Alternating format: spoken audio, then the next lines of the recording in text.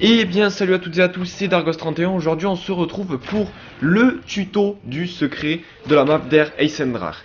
Donc les gars, vous avez été nombreux à regarder le tuto sur Shadow of Evil, donc pour le secret. Et j'ai eu pas mal de retours positifs, de bons commentaires, tout ça. Ça me tenait à cœur et je pense que vous l'attendiez aussi un petit peu. Ce tuto là pour le secret sur cette seconde map zombie. Le secret est un peu plus compliqué. Mais je vais vous dire une chose avant qu'on commence, sachez que ce secret est faisable seul, à 2, à 3 ou à 4 joueurs. Et je tiens aussi à remercier Franky et Azerlox pour m'avoir aidé à réaliser ce secret plusieurs fois, aussi Zertox et de nombreux viewers qui nous ont aidés pendant qu'on était en live, comme Random Néophyte et Seyun, ainsi que tous les autres. Merci à vous. Sur ce, sans plus attendre, passons au tutoriel du secret. Alors pour la première étape, il va falloir être très attentif à ce que je vais dire. Alors les gars, je vais m'expliquer pendant un petit moment pour que vous puissiez bien comprendre la première étape. Sachez qu'elle est réalisable dès que l'un des joueurs a amélioré son arc, mais moi je vous conseille honnêtement d'améliorer d'abord 2 à 3 arcs, car avant de débuter ce secret, sinon ça va être compliqué, vous allez voir. Donc je m'explique, sachez aussi tout d'abord, avant de commencer ceci, qu'il va falloir réaliser toute la première étape en une seule manche. Je m'explique. Donc vous allez donc poser votre arc amélioré sur son socle. Une fois ceci fait, vous allez pouvoir aller récupérer votre arc non amélioré, donc l'arc de base, qui est donc près de la tombe du chevalier. C'est la dernière fois que vous pourrez donc récupérer cet arc là. Une fois ceci fait, dirigez-vous donc au téléporteur et tirez avec votre arc non amélioré sur les petites lumières. Celles-ci vont se mettre à scintiller en jaune et vous allez entendre donc un cri qui va retentir. Dès que ce cri va retentir, vous allez donc devoir placer vos joueurs à des endroits stratégiques dans la map, les disperser pour qu'ils puissent couvrir chacun une zone de 2 à 3 objets. Je vous montre donc à l'écran tous les objets qui seront à activer lors de cette étape. La capsule se trouve son corps est en train de s'éloigner.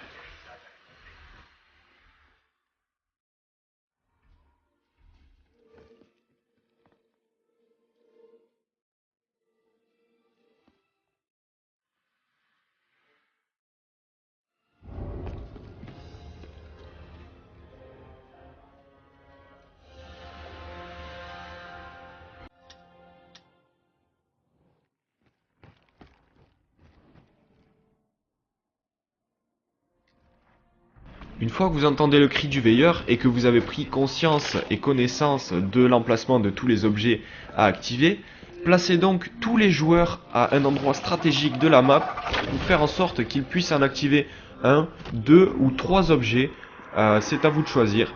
Une fois que le cri a retenti, là tous les joueurs se mettent à chercher l'objet en question qui est électrifié. Une fois que le joueur a trouvé l'objet électrifié, il lui suffit de tirer dessus avec son arc amélioré. Je précise, il faut que l'arc soit amélioré pour qu'il puisse tirer sur l'objet, sinon l'étape ne sera pas validée. Une fois que le joueur a tiré sur l'objet électrifié, le cri retentira une seconde fois. Donc il faudra se mettre à chercher le deuxième objet qui est électrifié dans la map.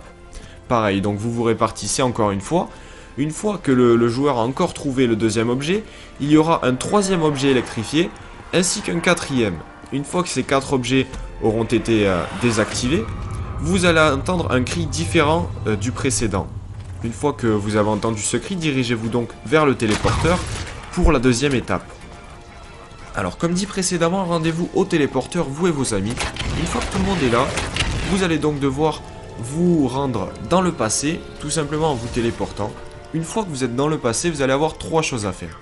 La première, à votre droite, vous allez donc devoir récupérer les fusibles en appuyant sur la touche carré. Il se trouve sur une caisse, comme dans la vidéo.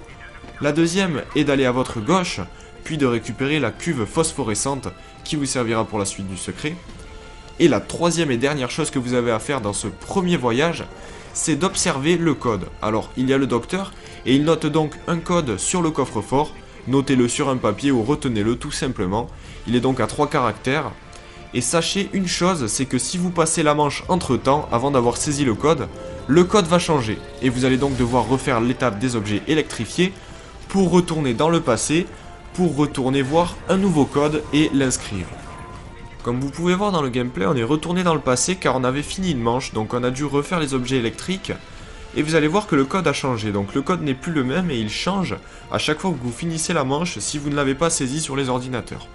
Je m'explique donc, on est donc retourné dans le passé pour noter le nouveau code. Une fois ceci fait, vous êtes donc retéléporté, ne finissez surtout pas la manche, c'est très important. Rendez-vous donc au piège de la mort, placez donc les fusibles comme dans la vidéo. Une fois ceci fait, mettez de l'autre côté le piège de la mort en mode Protect. Une fois que ceci est fait, rendez-vous aux consoles des ordinateurs sur le côté non loin d'ici et vous allez donc taper le code que vous avez vu dans le passé.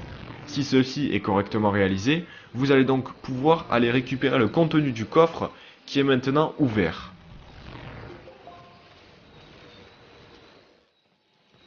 Toujours dans le présent, retournez vers la salle du téléporteur. Si vous avez saisi le code correctement auparavant, vous allez pouvoir apercevoir le coffre qui est ouvert. Récupérez donc à l'intérieur la carte ainsi que les deux fusibles qui vont vous servir par la suite. Dirigez-vous de nouveau vers le piège de la mort. Une fois que ceci est fait, placez donc vos fusibles de chaque côté des bobines Tesla. Vous voyez bien qu'il y a un fusible manquant de chaque côté. Placez-les et ensuite replacez le piège de la mort sur le mode Destroy. C'est très important. Une fois que ceci est fait, rendez-vous vers la console utilisateur précédemment activée pour le code et vous allez donc pouvoir l'activer grâce à la carte et vous allez donc lancer le jeu du Simon Says. C'est un jeu qui n'est pas très compliqué, des symboles s'affichent à l'écran et vous allez donc devoir ressaisir le symbole qui s'affiche sur le grand écran. Il y a une série de 7 à 8 symboles. Une fois que vous avez réussi ceci, rendez-vous donc à la fusée. À la fusée, vous allez donc réitérer le jeu. Vous allez donc devoir le refaire une deuxième fois sans vous rater. C'est très important. Si vous vous ratez, vous allez devoir recommencer les deux ordis. Une fois que les deux ordis ont correctement été activés, retournez au niveau du piège de la mort. Les deux bobines Tesla vont briller en éclat blanc. Et c'est là où vous allez pouvoir donc activer le bouton vert comme dans la vidéo pour mettre place à la fusée, donc la capsule se trouvant le corps de Dempsey, qui va donc s'écraser au niveau du clocher et laisser place au bâton doré.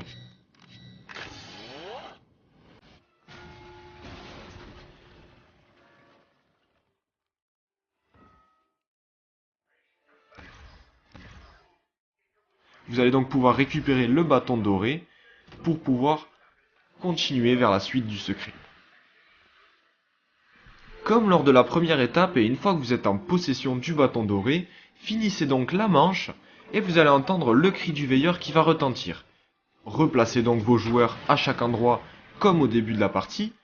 Vous allez donc tirer avec vos arcs améliorés sur les objets électriques. Une fois ceci fait, 4 fois, rendez-vous dans le téléporteur pour une fois de plus aller dans le passé. C'est la dernière fois que vous irez dans le passé et ceci est donc pour récupérer la tablette de pierre.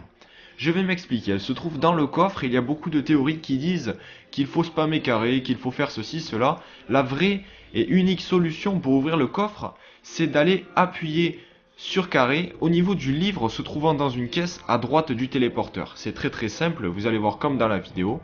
Vous allez appuyer sur carré et comme par magie le coffre va s'ouvrir et vous pourrez donc récupérer la tablette qui va vous servir pour l'étape suivante.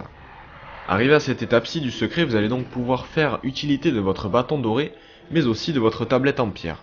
Tout d'abord, rendez-vous sur la tombe du chevalier. Vous allez donc pouvoir y incruster votre bâton doré, ce qui va faire apparaître un spectre. Ce spectre va donc se déplacer.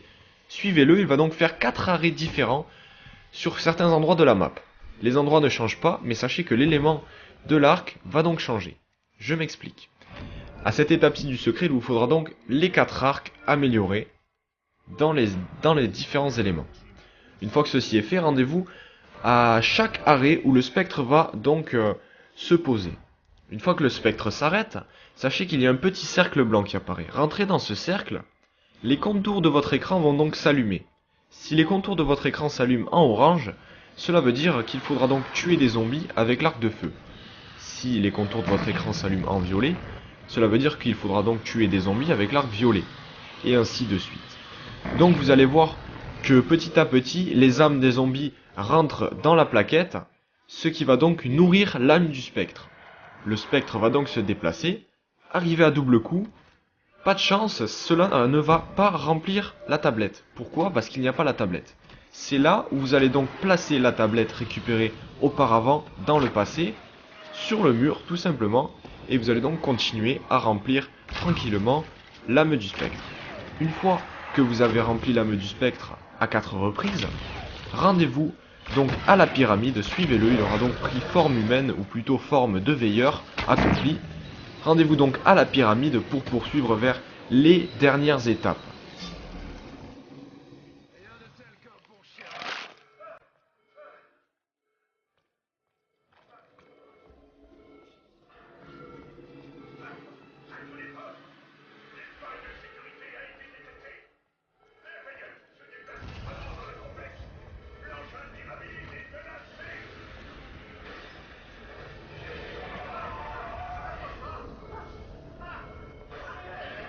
Nous y voilà enfin les amis, on est enfin à la dernière étape du secret de Der Eisendrache. Après toutes ces tentatives et tous ces essais, toutes ces morts et tous ces échecs, on y est enfin les gars. Donc souvenez-vous au tout début du tutoriel, lors de votre premier voyage dans le passé, vous aviez récupéré une cuve phosphorescente. C'est ici qu'il va falloir la placer à l'angle de la pyramide, là où elle n'y est pas. Faites donc ceci, la pyramide va s'ouvrir et laisser place au veilleur forme ultime cette fois-ci, donc le veilleur est en spectre, mais pas le spectre bleu, le spectre forme ultime. C'est là où vous allez avoir le temps de vous préparer, donc laissez un zombie à la fin de cette manche, et je tiens vraiment à vous le dire les gars, équipez-vous de la tête aux pieds, c'est-à-dire prenez ou un laser ou un eye maker, ces deux armes sont fortement conseillées, et prenez tous un arc. C'est obligatoire les gars, c'est-à-dire prenez un arc, n'oubliez pas votre arc, ne partez pas sans votre arc, avant de faire l'ultime étape de ce secret. C'est parti, vous êtes donc équipé, vous avez les singes, un eye maker, un pistolet laser et votre arc amélioré. Vous allez donc utiliser vos points de choc, car oui, je l'ai pas dit, mais surprise les gars, il faut crafter les points de choc. Oui, il faut les faire, et donc arrivé à cette étape là, placez-vous donc tout autour de la pyramide, et posez vos points de choc tous ensemble sur le sol. Cela va avoir pour effet d'activer l'esprit du veilleur, le mettre en colère et vous téléporter dans la zone finale pour affronter le boss. Je vais donc maintenant vous dicter la technique pour vaincre ce boss.